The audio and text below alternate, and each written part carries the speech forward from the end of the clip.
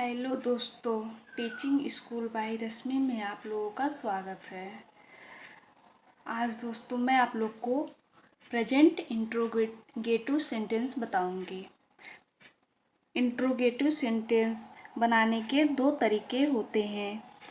पहला तरीका help verb को सबसे पहले रखकर तथा दूसरे तरीके में किसी क्वेश्चन वर्ड को पहले रखकर इंट्रोगेटिव सेंटेंस बनाते हैं। तो इसमें यस नो टाइप क्वेश्चन है। यदि वाक्य में क्या शब्द वाक्य के प्रारंभ में आया है तो उसका उत्तर हमेशा हाँ या ना में मिलता है। ऐसे वाक्यों को हिंदी से अंग्रेजी में बनाते समय क्या शब्द की अंग्रेजी नहीं लगाते हैं तथा उसकी जगह सब्जेक्ट के अनुसार हेल्पिंग वर्ब डू या डज रखते हैं। स्टेप्स।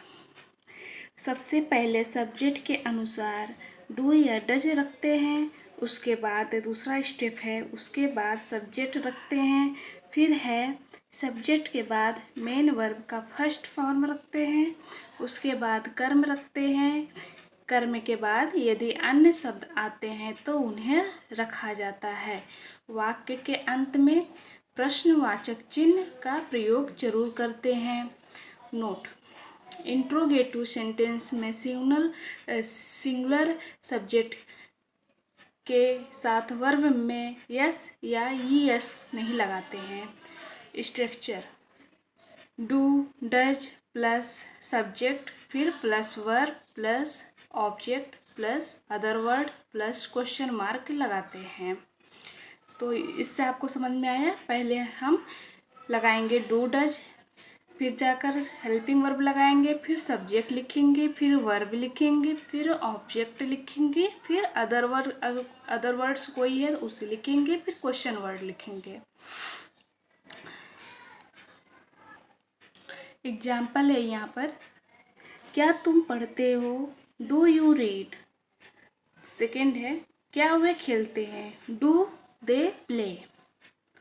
पहले हमने हेल्पिंग वर्ब लिखा है, फिर कर्ता लिखा है, कर्ता वे हैं तो दे, और खेलते हैं तो प्ले। क्या मैं तुम्हें जानता हूँ? Do I know you. क्या हम नाचते हैं? Do we dance. क्या ड्राइवर गाड़ी चलाता है? Does the driver drive a car.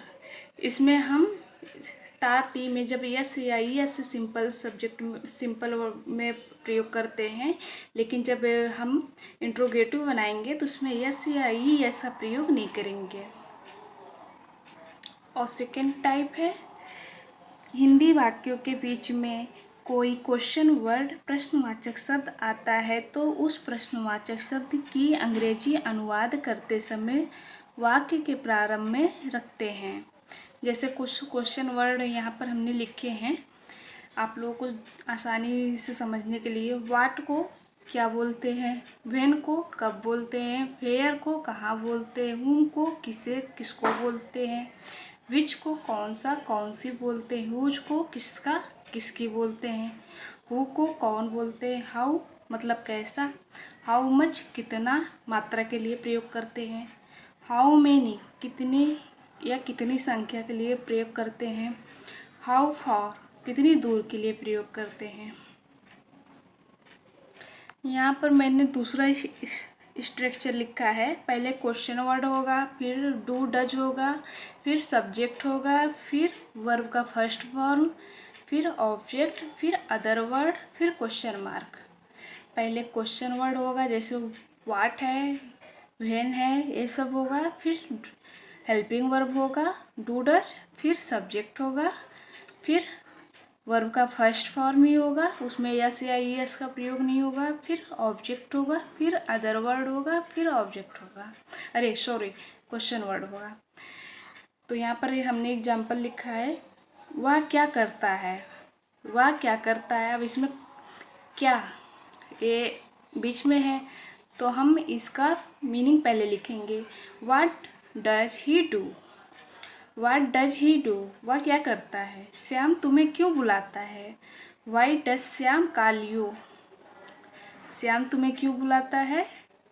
क्यों का why does Shyam call you? Mohan तुम्हें क्यों नहीं जानता?